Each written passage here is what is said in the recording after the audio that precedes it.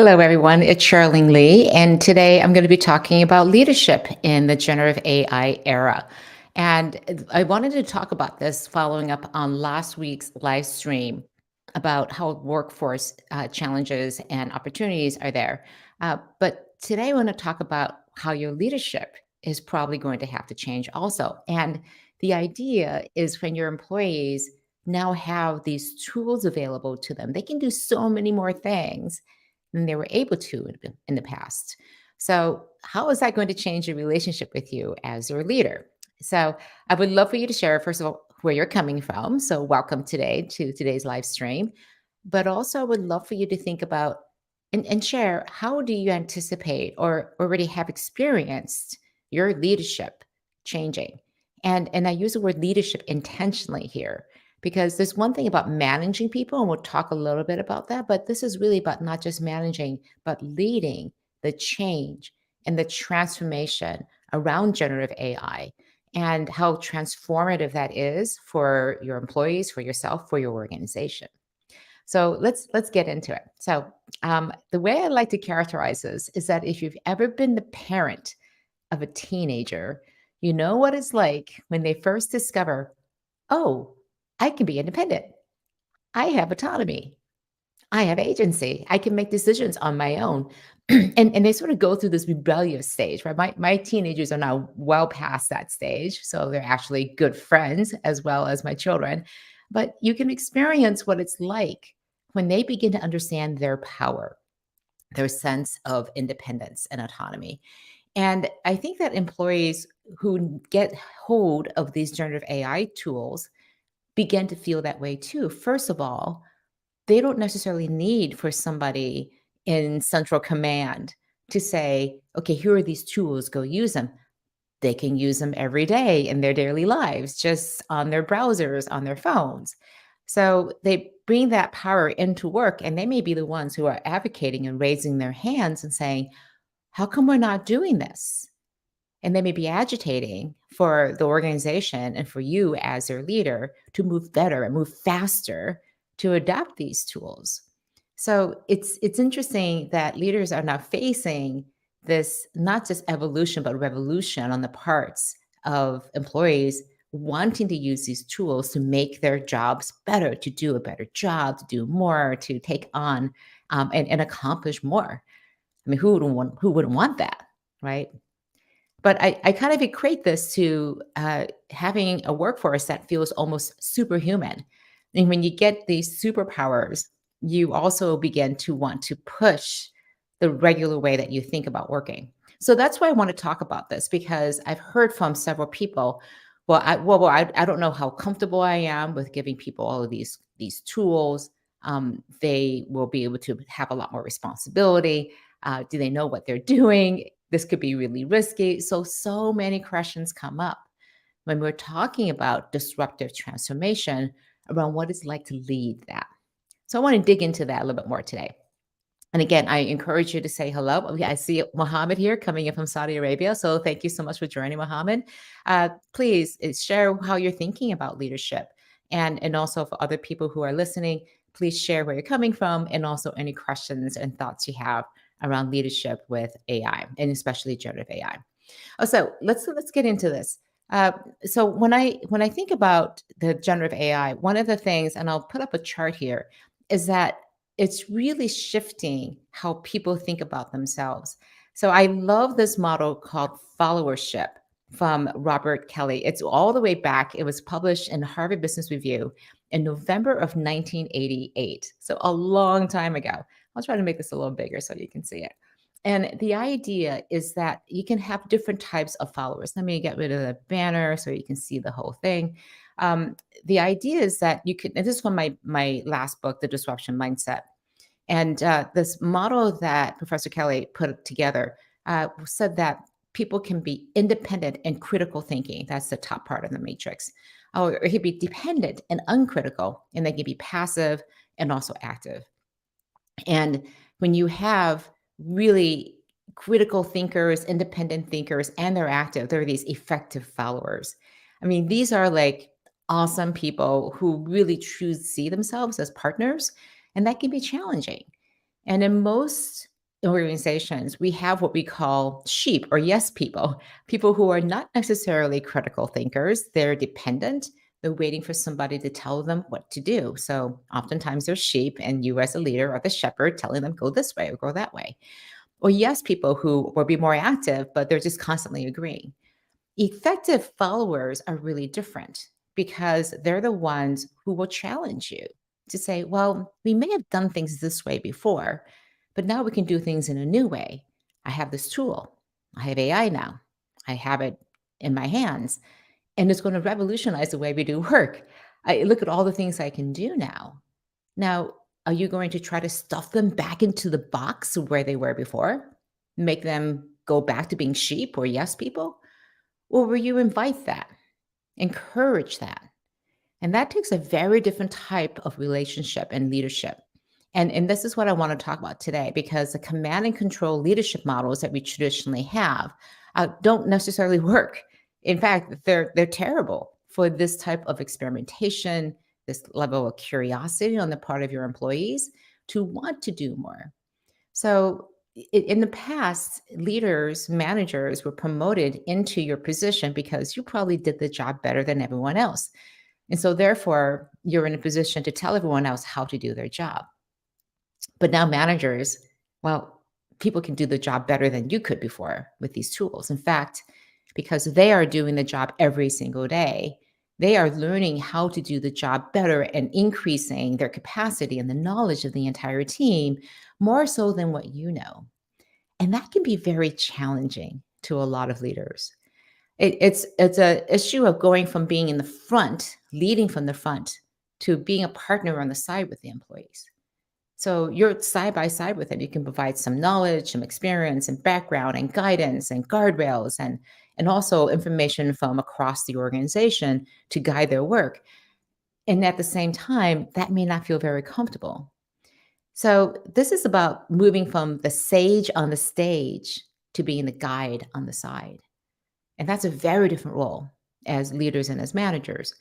And instead of telling people what to do, like this is the answer, we have to be much more open to asking great questions, being open ended, sparking that curiosity, having curiosity for what people are thinking also on your team. So, this is a very different approach to leadership. And what I have found and seen is that organizations who have gone through this type of transformation, usually because of some other digital transformation they've gone through over the past couple of years or even decade, if they have also moved into an agile, more adaptive, more flexible model of organizing, and that leadership is much more open and sees employees as partners, then they're much more likely to move into this generative AI space. They're moving into a much more fluidly, with less lurching, with a lot more cohesiveness and intention and strategic approach because of this fluidity they have in their organizational models and in their leadership. All right, so I'm going to just finish this one last thought that, if you think about leadership, actually, let's just go and take some comments because the next section is going to be something else. All right, okay, lots of comments here. All right, see, hi to Bassi from Manchester, Sanjay coming in from India, Lorraine from South Africa. Hello, good to see you, Lorraine. Abiodan coming from Nigeria. Jay saying good morning too. And I'll come back to Jay's comment in a second. Just want to say hello to other people. Alawa Sei from Nigeria, Jose from Mozambique, very international group today. Tativek from Armenia. I love all this. All right, so couple comments here. Jay is saying, good morning. Good morning, Jay. Good to see you. Concerned about conflating managing and leading. Very good point. I'm going to get into that in just the next section, but I'll just say it right now. Managing is when you're managing the status quo, and leading is when you're creating change. And so, by definition, they're two very different things. And if you're not creating change, that's fine. You're a manager, but you're not necessarily leading. So I think of leading as something very different than managing. And right now, I am conflating the two, but I'm about to go separate them. So good call, Jay. So thank you for that. Let's see. We have another comment here. All right, Sanjay. Good to see you, Sanjay. AI is gradually becoming a favorite tool for leaders in finding strategic solutions with speed. Good point. Going forward, generative AI would be in every leader's choice for doing business efficiently and effectively. Sanjay, I would love for you to share a little bit more about how you're using AI in your own leadership. And what I'm hearing from a couple leaders, and especially interestingly, some CEOs who are driving everyone else. So, like, I see my effectiveness going through the roof because of AI. And I want everyone else to experience this in the organization. So they are drinking the Kool Aid directly. They're seeing that they can draft letters and reports, do analysis of data so much better and faster than they could before. And they want to put these tools into the hands of as many people as are in the organization as possible with a strategic plan, being very thoughtful about it. And I've talked to a couple of these leaders, very senior leaders in their organizations, in some cases CEOs and chairmen of the board. And what I'm hearing from them is this deep personal experience with generative AI. So they can talk knowledgeably about what the changes are coming around in their organizations and in their industries. All right, we have a couple other comments here. We also have Namish from India. And Chakaparana Prani is saying, hey, this is a good topic. Glad you're enjoying it. All right. I'm just going to put up another comment from Jay because this is a great lead in to the next topic. Followers or colleagues? Management connotes hierarchy and access to knowledge and control. So let's talk about hierarchy. And in particular, this whole idea of control. Because I feel, Jay, you're reading my notes or something, because the next section here is about control. And the issue that I hear from a lot of leaders, and this is in my work in looking at disruptive transformation, is that I don't want to let go of control. When I see people as my colleagues, then I can't tell them what to do anymore. They're not going to look to me for the answers. And again, this sense of I'm not going to be in control that comes up over and over again. And the hierarchy is going to be diminished. And when that happens, I don't know where I fit into the hierarchy anymore. My world has been completely rocked because I don't know how to function in this space because it's a hierarchy with 18 different layers up and down throughout the organization. I fit right here. I know who's below me, who's above me, who's to the side. And then when we become colleagues with everyone, then how does that hierarchy fit anymore? So I wanted to say here, hierarchies are not inherently bad. Hierarchies can be extremely useful. The problem is when hierarchies get in the way of a relationship that's needed for you to be the most effective leader possible to create the change that's needed. And with generative AI, it is such a disruptive technology that in the hands of people, you're going to want to go as fast as you can with some guardrails, but you want to allow people to experiment. And when you're experimenting, letting people do that, in some ways, you're letting go of control. But I want to challenge just one simple idea. Were you ever in control in the first place? Because in the end, leadership is a relationship that you have with employees. You saw it in that chart I put up before. What kind of relationship do you have? What kind of relationship do you want? I think of leadership as a relationship between people who aspire to create change and the people who are inspired to do so, to create that change. And you fundamentally do not control relationships. Look at the relationships in your life, your personal relationships. If you are blessed to have a beautiful, loving relationship with a spousal partner, do you control that relationship? The answer better be no. Think about your friends and the relationships you have with them. Do you control those? Absolutely not. It's a give and take constantly. You invest and you nurture that relationship. Then why is it that when we come to work, we think about controlling the relationship with employees? It's because of this hierarchy nature. So again, if we think about hierarchies as a way of parsing out work and organizing, but not necessarily of control, we start thinking about the relationship with our employees in a very, very different way. Are they colleagues? Absolutely. Are they still members of your team? Absolutely. What's your role in your relationship with them as their manager, as their leader? That's for you to define. And that's what I want to talk about next, because about how do you actually think about nurturing that relationship? How do you nurture and grow these new superhumans, as we call them? So, a couple other comments here. that I want to go through. Lots of great comments here. All right. Hellos to another people, bunch of people. Nemish from India. We have Brandon and Serena coming in from Brandon saying hello to Serena coming in from Romania. A couple other people. Ramzan from Bangladesh. All right. This is great. Thank you so much for joining, everyone. All right. So let's see. A couple good things here, comments here. Here's a question from Sumaya. What about the drawbacks we face due to AI? I generally do promote AI for its advancement, but it's likely making people more dependent. Interesting. I think it must be limited because it would make people relatively dumb. Well, would like to gain knowledge through this session. All right, so a couple things.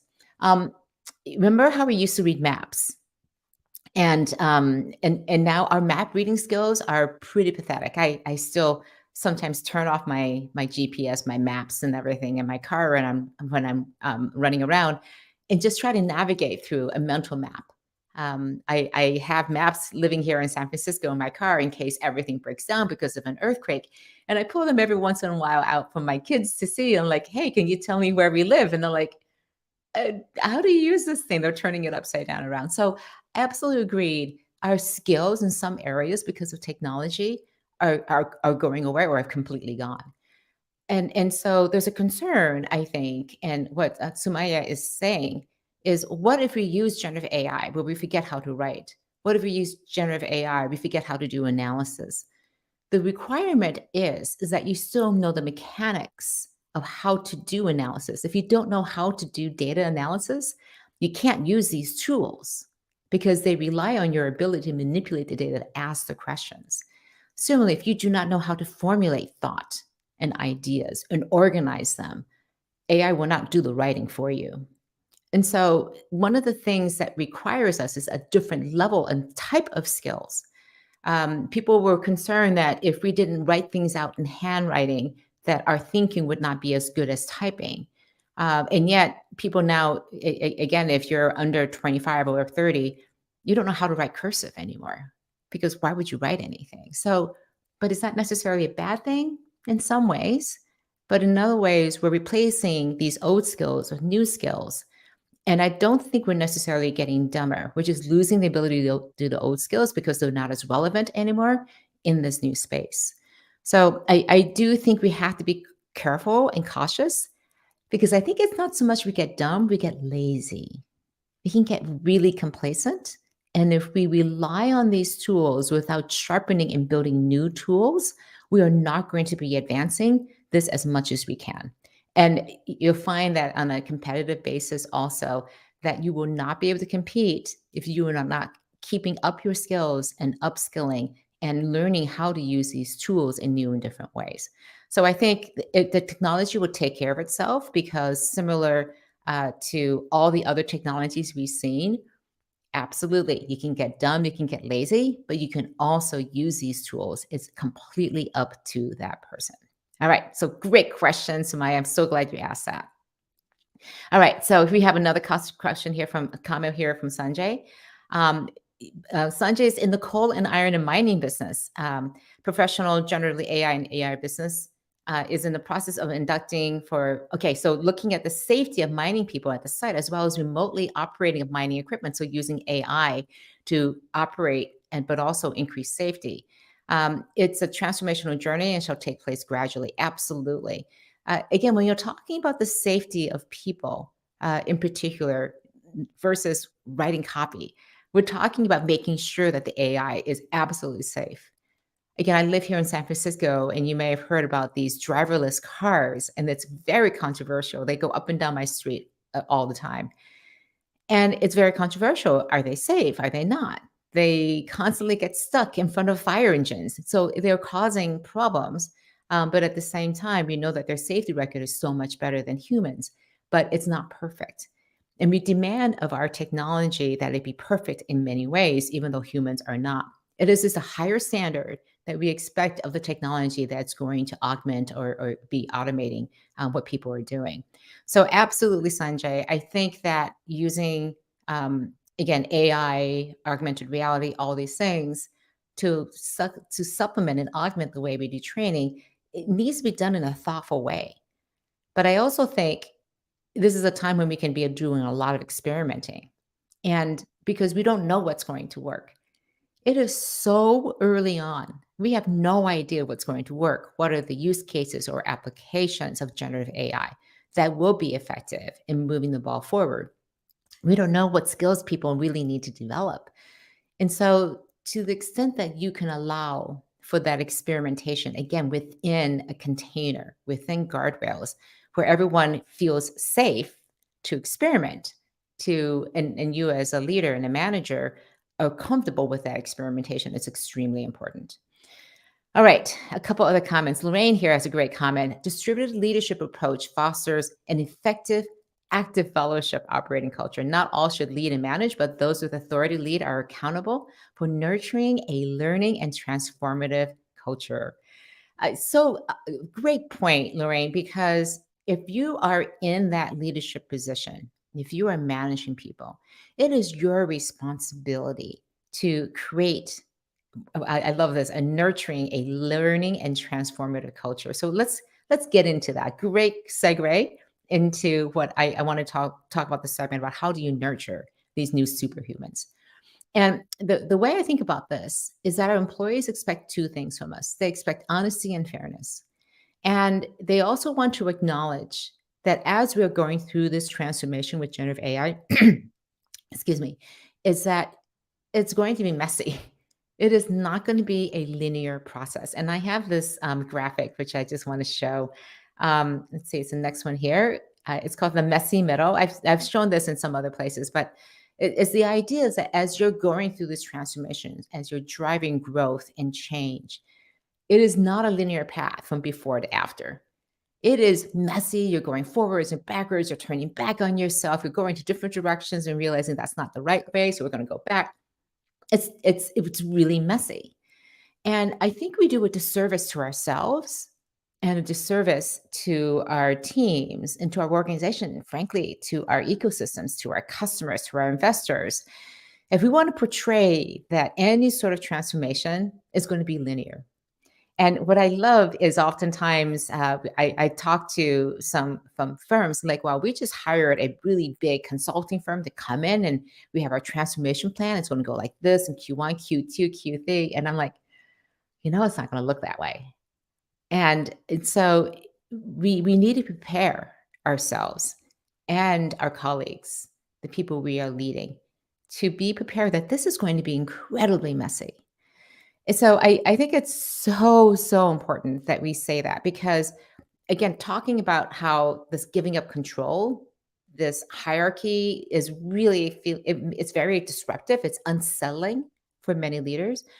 We feel disrupted when we no longer know where we stand in the world, where we don't know where the future is, and we've already left the past. We're in this messy middle, and this is the key reason why leaders need to be stepping up. You may be in a managerial role, but it's now important for you to step up as a leader and step up. And it's essential for you to anticipate this emotional journey, the emotional needs of yourself and of your team going through this change, and to create and hold space for everyone. This is the key nurturing part of what leaders need to do in order to create what Lorraine called, again, this learning and transformative culture. And so we know that we want to get from before to after. And the biggest mistake I think leaders make is that we try to get everyone through this change as fast as we can because it's unpleasant. You don't like being in this messy middle. And yet, I think that messy middle is one of the most glorious places to be because you're no longer anchored in the past. You haven't arrived at the future yet. And in between can be a place of tremendous freedom, of curiosity, of creativity, for you to look at the world from a completely different vantage point. And so you're going to get there. And so, but in the process, it can be really disconcerting. And it's the role of leaders to create stability in the middle of all of that chaos. And that can be a really difficult thing when you are feeling very disrupted yourself. So one of the things to do here is this whole idea of psychological safety. How do we feel psychologically safe, emotionally safe, knowing that we can experiment, we can be creative, we can ask crazy questions, and we're not going to be punished for it? In the status quo world where everything was fixed, If you were to raise your head and ask a question like, why do we do things around here? And people are like, well, that's just where we've always done it. In the future, that may, again, you may settle into another status quo, but in this messy middle space, you really want to nurture that. And again, put guardrails, guidelines, set the limits of how far you can explore. Because after that area, you can say to people, look, I can't keep you safe. We don't know what's on the other side of that, but we feel pretty confident that if you stay within these limits, we can go fast. We can go as fast as we can inside of those limits. And in the beginning, that space may be very small because you may not feel comfortable with a big area of exploration. And frankly, your employees may not feel that comfortable because they're used to being, again, in this old status quo, being sheep and told what to do. When you give them that initial freedom, they're like, could I go this way? Can I go that way? So it's really important to define what those limits look like and to give them a sense of control, a sense of agency in this messy middle for these employees and colleagues to have that is extremely important. So I want to get into. I'm realizing we're running a little bit out of time. And Lorraine has a good point. As long as AI augments and doesn't replace skills, it can improve efficiency if used responsibly. I think it's absolutely the right way to think about this. It's augmenting people, again, making them superhuman. It's not replacing people. I had a really interesting interview with somebody this week, and again, they run a lot of processes, and they're actively using generative AI to not replace people, but to upskill people from, again, the bottom and medium performers to being medium and high performers. And because their problem isn't so much have too many people, they don't have enough good people. So they're using AI to raise the bar overall of overall performance. And that allows them to do more. I know if you're like most companies, there's other things you want to do, but you don't have the time, the budget, and the people. Well, generative AI allows you to solve that. You can do more with the same number of people. So why would you get rid of them? You only get rid of them if they're doing the same job, not doing more. So the ways to think about how to think about changing your leadership, look at the most significant applications, the ones that are the most important, that are going to make a difference to your strategy. And a few weeks ago, I did a live stream and also publish around how to think about some of the use cases and applications. So go take a look at that. I'll have some more about that in a few weeks. And really think about where your employees could benefit from greater autonomy, greater independence and agency, more creativity in their areas of work so that they can experiment with this. And this is especially important if a high level of experimentation is needed for you to figure out what kind of value is going to be created with generative AI. And in these areas, then you have to think through, how is your leadership going to have to change? How do you have to show up differently? How are you going to foster that container of psychological safety for people? And it's not about telling them what to do. It's really about fostering a very different type of relationship with them. And they're not going to be necessarily comfortable with it too. So this is a learning process and a development process of a new type of relationship that you want to go through. And again, I think one of the most powerful tools you can use are scenarios. So here's a scenario: this and this happens. What do you do? Because you're trying to instill judgment, good judgment in people, because you won't necessarily be around to tell them what's right and wrong, what's black and white. And the reality is, there's a lot of gray. And so, what are the scenarios that you can think of that they might encounter? Talk through it. Talk about the gray. Bring in lunch and you can have discussions about gray areas. How to make decisions here, and what you're doing over time is instilling this level of confidence in your team, in your teammates, that they can make good decisions, and you're getting confidence in their ability to make good decisions. And over time, you expand the scope of what you're allowing people to do, what they feel comfortable doing. And again, that just expands your transformative engine as you want. All right, a couple last comments here. Wow, lots of comments here. All right, let's see. Somebody has a question. Do I think that creative would be more productive? No, because I don't think that generative AI is regarding, but still can compete with humankind. What do you think? All right, can generative AI be creative? Absolutely. Can it compete against humankind? Absolutely. Do I think that we're in any danger of being replaced by AI? No, not for a while. So that's good news. And but I do think, and there's a professor at Harvard Business School that, and I'm sorry, I'm forgetting his name, but he has a great saying: "It's not AI that's going to replace us; it's going to be humans augmented with AI that are going to replace humans without AI." And that's the way to think about this. This is an augmentation process right now, and there are certain jobs that will be automated, but I think those skills, those specific tasks that are automated, is again the inevitable march of technology that allows us to do other things. And I talked last week about some cases where those jobs will absolutely go away, and the people may not be able to be retrained. So that will become a social issue that we have to think about.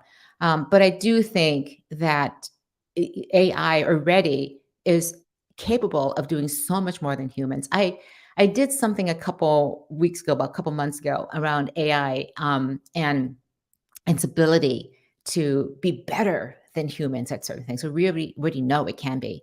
It can write much faster than us. It can give us iterations. It can do customization of a particular email to thousands of people, based on the database. It can do analysis. We know computers can do analysis better and faster than humans can. And we also know that the things that it can do are just things that we cannot do as humans, but it still requires us humans in the loop to be able to operate it.